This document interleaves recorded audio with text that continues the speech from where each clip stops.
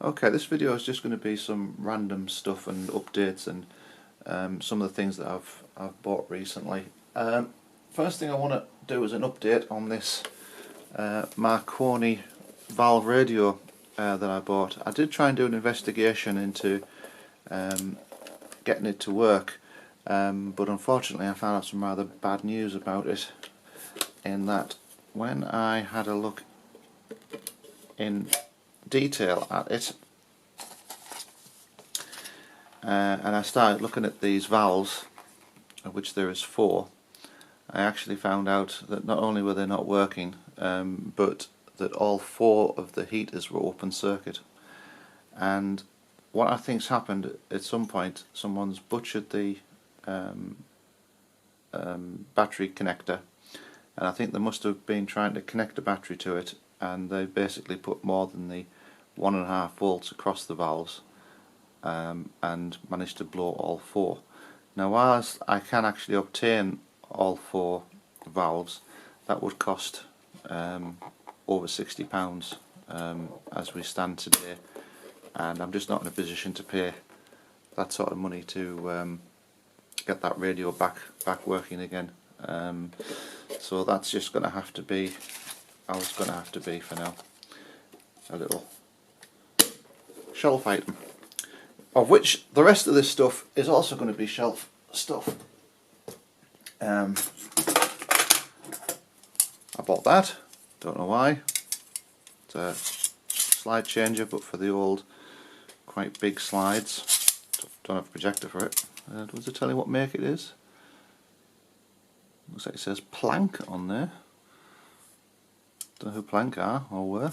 Might be worth doing an investigation. Don't know.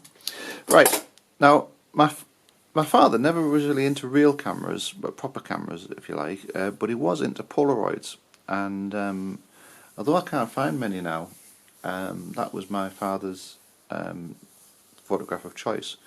And at some point in the 70s, he then went and bought one of these. Not this one, but one of these. This is the Kodak variant of the instant picture camera, and the picture quality on these was far superior to the Polaroid system. And plus, unlike my father's Polaroid camera they upgraded from, you didn't have to, take the film out the back and put it into a metal shield and then peel the paper back and everything. With this, when you press the photograph, it just popped out the bottom, similar to the more modern Polaroid cameras. Although I don't know if Polaroid did it after Kodak came out with this. And it really is quite a nice camera. You've got proper focus there.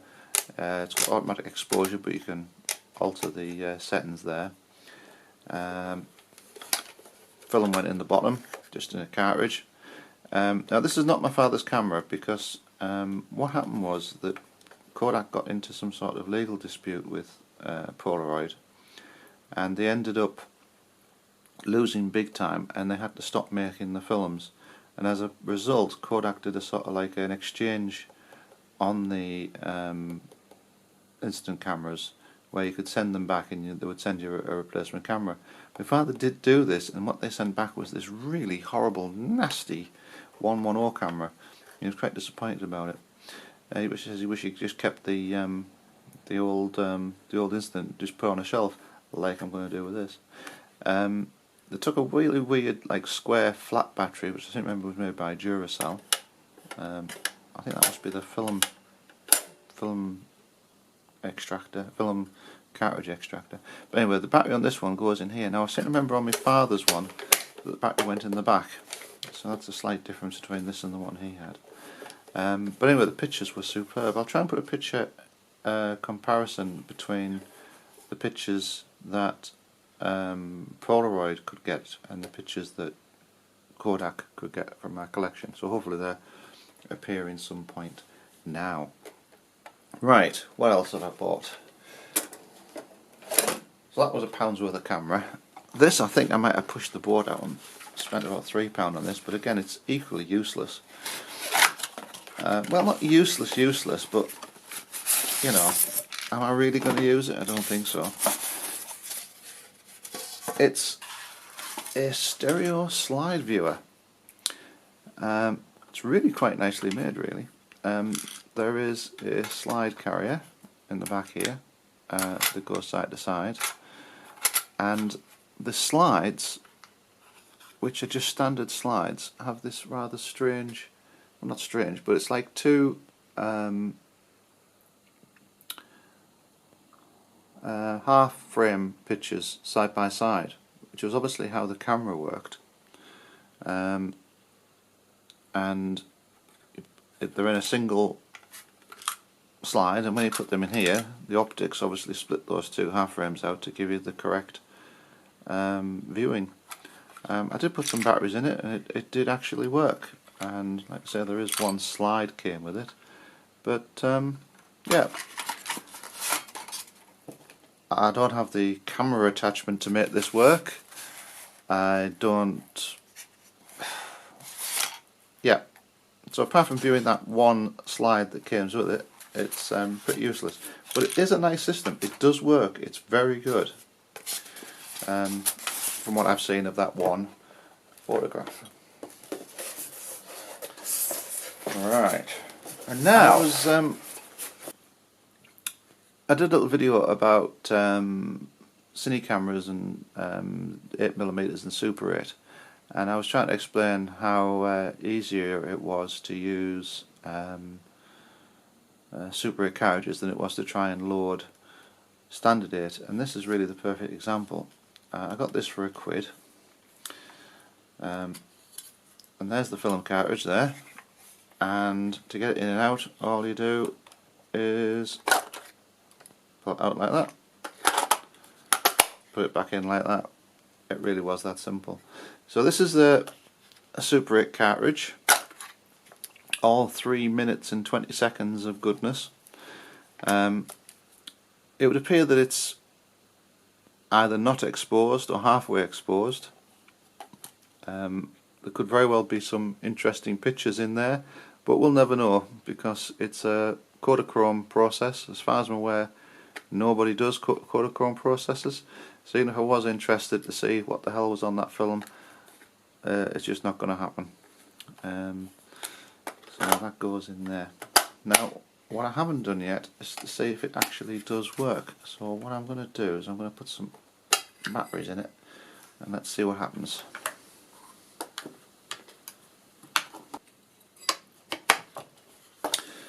Right, okay, so there's the run button on the top here. It says off there, so basically pull that to run. I'll figure this bit out, and hopefully when I push this button something's going to happen. And it didn't. Now, is that because the batteries are dead? Or, oh, that seems to have stuck down. I'll close it.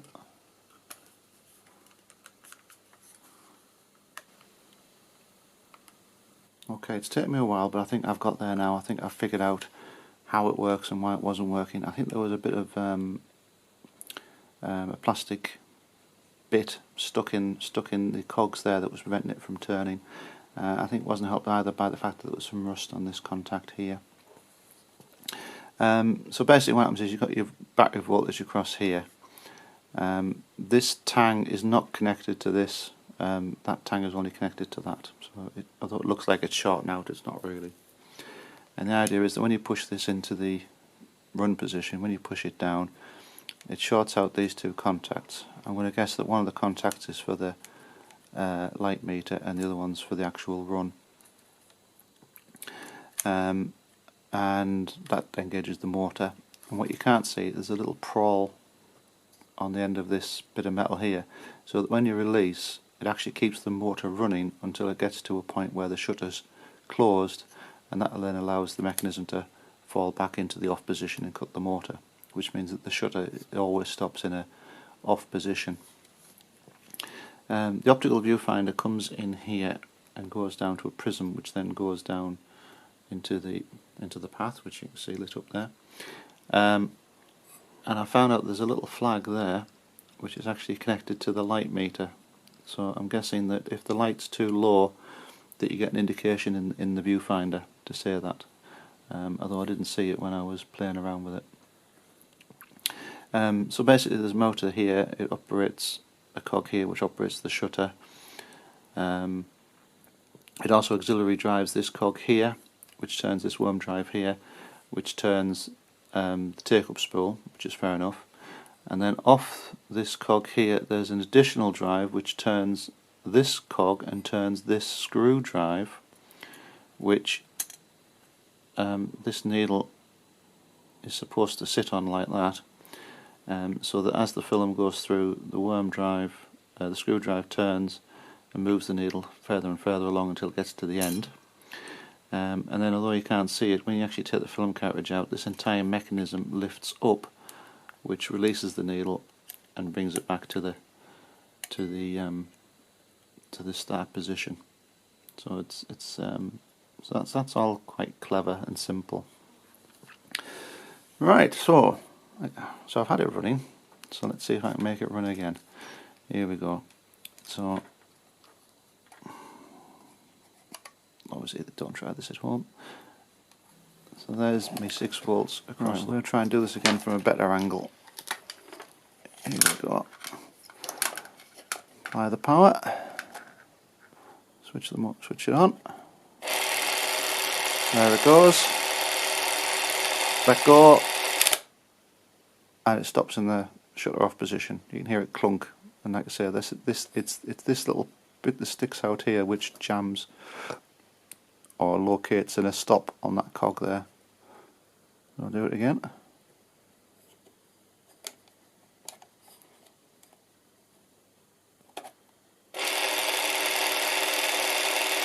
And you might be able to see, or maybe you can't from that angle, you might be able to see, yeah, you can sort of see how it might work. How that shaft's turning there and how it would drag the needle along if need be. And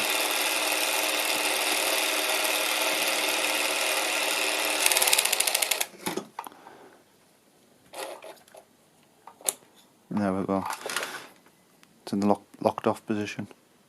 So it does work. It had a little bit of corrosion on these electrical contacts here, which might have been affecting it as well. But there's definitely a little bit of black plastic that seemed to be stuck in the cog, and unfortunately it's disappeared now. Where it's gone, I don't know. But yeah, there we go. Bell & Howell auto load. This is the strangest thing in the world. I don't know if you can see it very well. Let me see if I can shine a bit of light on it. But basically, can you see the little pointer in the window which alters as I tilt the camera? I think this is basically a tilt mechanism, masquerading as a Focusmatic. And I think the idea is that you're supposed to point it at the ground. In the viewfinder there's a line going across, and I think you're supposed to point it at the ground where you think the distances you want. So you push that button in, you point it at the ground like that, and then you let go of it and you go, oh right, well that's 3 feet or 3 meters away, which will then allow you to set 3 meters on the focus dial, which will be there, and away you go. But I mean, yes. So this is the zoom mechanism, which doesn't have a great dynamic range to it, but you know, fair enough. Focus dial there. You've got the Focusmatic. That's the dial window where the film goes from 0 to end. Okay, now it's working the way it's supposed to work. You can just about see the meter running. You see the clock turning? And the needle moving ever so slightly to the right. That's how it works. You've got this button here which goes on and off. You push it down to run. In the off position it won't push down. There's also a little prong underneath, which is actually connected directly to this button, which allows the trigger to operate. Made in Japan. I'm going to guess this little window here is for the light meter. And there's not really a lot else to say about it. It's got a diopter adjustment on the viewfinder, which is quite nice. There's a window there which allows you to see what film you have in. Find out. There's your gate there. The plastic pressure plate, you can see, is behind there. It is sprung loaded, which I suppose is something. There's the take-up drive, which connects to that, and which connected to the big clear plastic wheel you saw before. Yeah, so there you go. Interesting investigation. Cost me £1. Looks like something meant to go in there, but I don't know what. Maybe a light attachment or something. Don't have an instruction book for this, which I need to try and find out, but it's proven a bit difficult. Bell and Howell. Obviously, they're going to pay money for it. No point paying several pounds for a manual when you only paid £1 for this camera in the first place, and you're never going to use it. So there we go, little Cini camera.